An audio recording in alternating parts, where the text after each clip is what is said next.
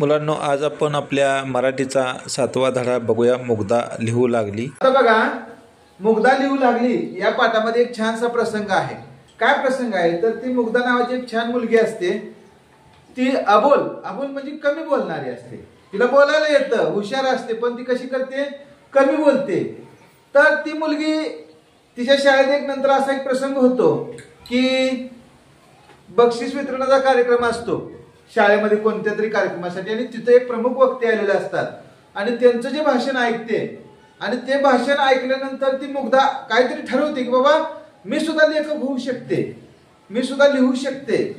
आणि त्या संदर्भातला हा धडा आहे, तो आपण आज बघूया. धडा 7वा आहे, मुग्धा लिहू लागली. मुग्धा लिहू लागली. तर मुग्धाच्या शाळेत चित्रकला, रांगोळी, कथाकथन जसे आपल्या शाळेत स्पर्धा होतात.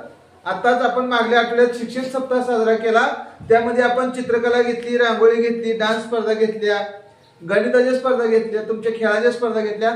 तशा मुग्धाच्या शाळेत सुद्धा अनेक स्पर्धा झालेल्या होत्या आणि त्या शाळेचं बक्षीस वितरणाचा कार्यक्रम शाळेत आयोजित केलेला होता. आणि त्या कार्यक्रमासाठी शाळेच्या मुख्याध्यापकांनी, वर्ग शिक्षकांनी सगळ्या मुलांना, मुलांच्या पालकांना, म्हणजे तुमच्या पालकांना जसं आम्ही बोलवतो तसं मुग्धा शाळेतल्या सुद्धा मुलांच्या पालकांना त्या सरांनी सगळ्यांना निमंत्रित केलं होतं, आमंत्रण दिलेलं होतं. आमंत्रण देणं म्हणजे बोलावून घेणे, बोलावून घेणे म्हणजे कार्यक्रमासाठी त्यांना बोलावणे. मुग्धा आणि तिचे आई बाबाही शाळेत आले होते. कोणत्या कार्यक्रमासाठी शाळेत आले होते? त्या बक्षीस वितरणाच्या कार्यक्रमासाठी. मुग्धा आणि तिचे आई बाबा सुद्धा कार्यक्रमासाठी आले होते. त्यांनी त्या मुग्धांच्या बाईंची भेट घेतली. जसे तुमचे पालक आले की माझी भेट घेतात, मला विचारतात की आमचा मुलगा कसा आहे, आमची मुलगी कशी आहे, अभ्यास करतात का, तसं त्या मुग्धाच्या आईनं मुग्धाच्या बाईंची, म्हणजे शिकवणाऱ्या बाईंची भेट घेतली आणि म्हणाल्या, मुग्धाची आई म्हणाली, काय म्हणते आमची मुग्धा, असा प्रश्न विचारला. बाई म्हणाल्या, अभ्यासात हुशार आहे. बाई काय म्हणाल्या, अभ्यासात हुशार आहे. चित्रकलेच्या स्पर्धेत तिचा पहिला नंबर आलाय. म्हणजे अभ्यासात पण हुशार आहे, चित्रकलेच्या स्पर्धेत पहिला नंबर आलाय, पण ती काही बोलत नाही. ती काही बोलत नाही. घरी अशीच वागते का हो, असं बाईने त्या मुग्धाच्या आईला प्रश्न विचारला. मुग्धाच्या आईनं थोडस नाराज होऊन हो म्हणल्या. मुग्धा घरी पण अशीच असते, मुग्धा घरी पण अशीच असते. तेवढ्यात कार्यक्रमाच्या ठिकाणी प्रमुख पाहुणे आले, खुर्चीवर जाऊन बसले. सगळे लोक, मुग्धा, तिचे आई बाबा, मुग्धाचे मित्र, मुग्धा वर्गातले सगळे आपापल्या ठिकाणी बसले. कार्यक्रम सुरू झाला. प्रमुख पाहुणे म्हणून एक प्रसिद्ध लेखक, प्रसिद्ध लेखक म्हणजे धडा लिहिणारे, मोठ्या कादंबऱ्या लिहिणारे, त्यांना लेखक म्हणतात, प्रसिद्ध. तर बाईंनी प्रमुख पाहुण्याचं स्वागत केलं.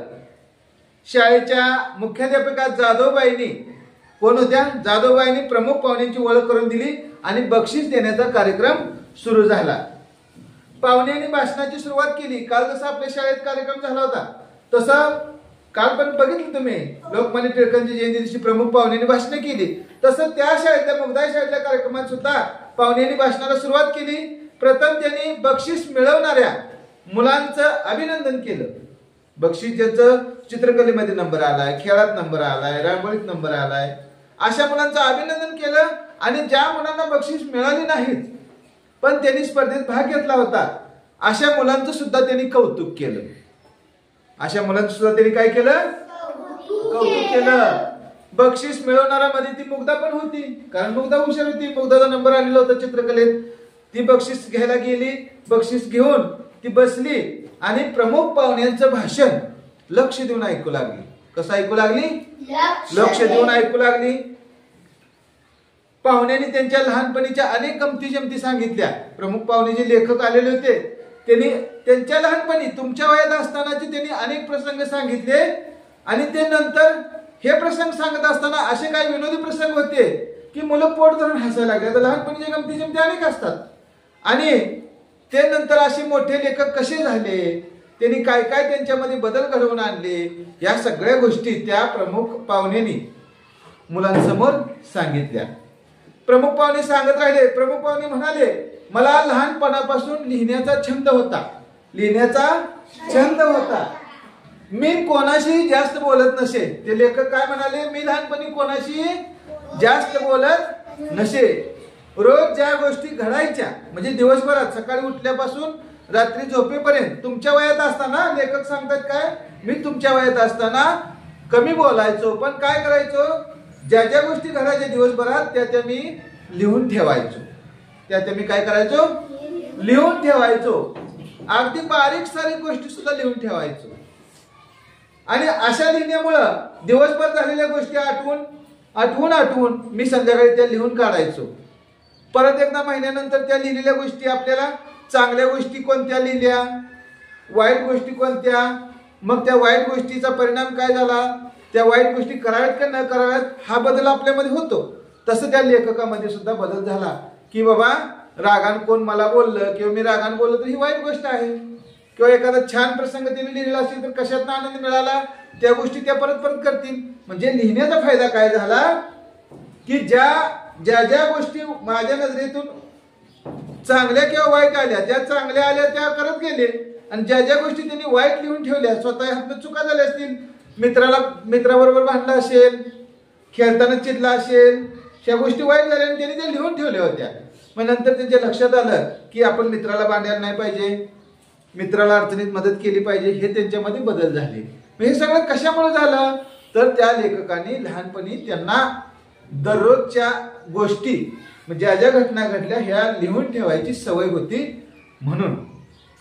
मग अशा प्रसंगातनं ते पुन्हा जसे जसे मोठे होत गेले तसे तसे ते पुन्हा 9वीला गेले, 10वीला गेले, 11वी गेले, 12वी गेले. मग त्यांचा जो लिहिण्याचा जो सराव होता, दररोजचा जो लिहिण्याचा होता तो वाढतच गेला. मग हळूहळू ते छोट्या छोट्या गोष्टी लिहायला लागले.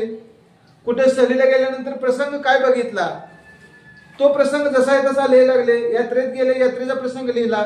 लग्नाच्या ठिकाणी गेली, लग्नाचा सगळा प्रसंग लिहून काढला.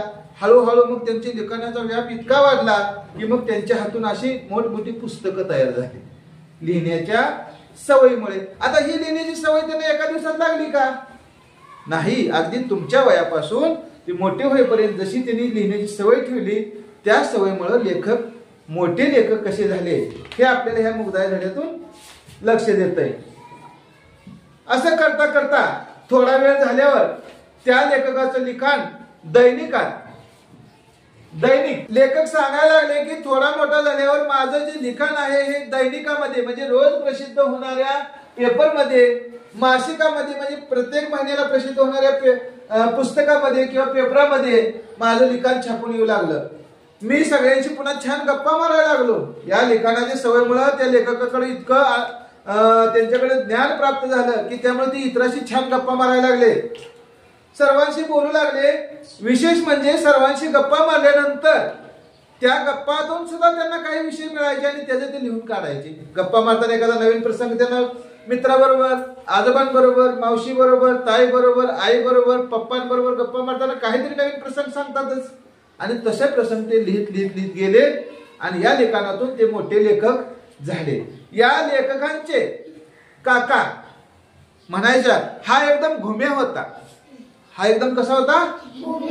घुम्या. घुम्या म्हणजे बोला येत असताना पण न बोलणाऱ्याला घुम्या म्हणतात. बोला येत असताना पण न बोलणारा सुद्धा काय म्हणतात? घुम्या होता. आणि हे जे लेखक होते लहानपणी अशी घुम्या, हुशार मस्त, लिहिणार पण बोलणार नाही, घुम्या होते.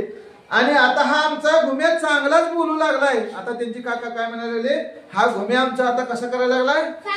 चांगला बोलायला लागलाय. आणि एवढं सगळं माझ्या आयुष्यात मी वेगळंच वळण घेतलं ना आता मी कोण झालोय? मोठा लेखक, मोठा साहित्यिक झालोय. साहित्यिक म्हणजे साहित्य लिहिणारा.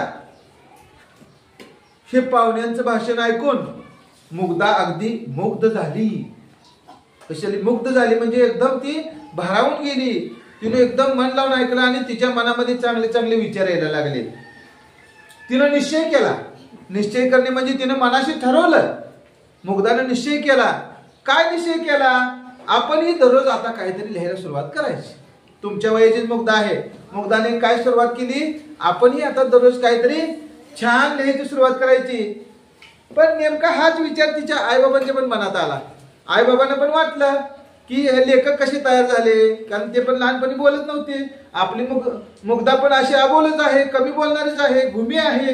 पण लिखाणाला सुरुवात केल्यानंतर मुग्धा लिहू लागेल असं आई वडिलांना पण वाटलं. आणि मुग्धाच्या पण डोक्यात कल्पना आली की आता आपण दररोज काहीतरी लिहायला सुरुवात करायची. नवीन वर्ष सुरू झालं होतं. मुग्धाच्या बाबांनी नवीन डायरी म्हणजे नवीन नोंदी करायसाठी जे कोरी वही मिळते मोठी, तिला डायरी म्हणतात, बाबाने आणून ठेवलेली होती. मुग्धाने ती डायरी घेतली आणि अजून ती कोरीच होती. मुग्धाने मनाशी पक्क ठरवलं आणि त्या नवीन वर्षाचा संकल्प केला.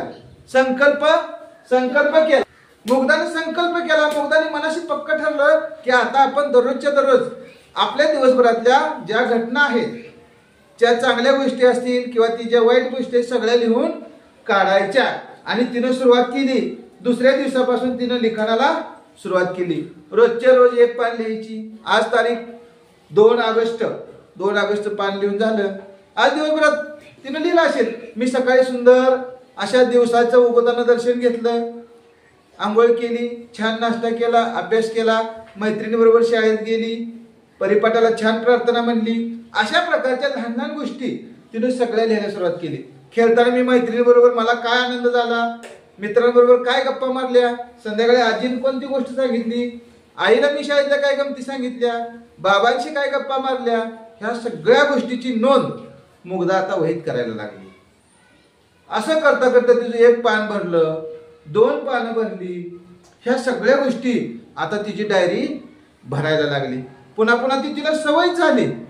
पुन्हा काय झाली, तिला सवय झाली. आता एखादी गोष्ट आपण चिडतो. का चिडतो?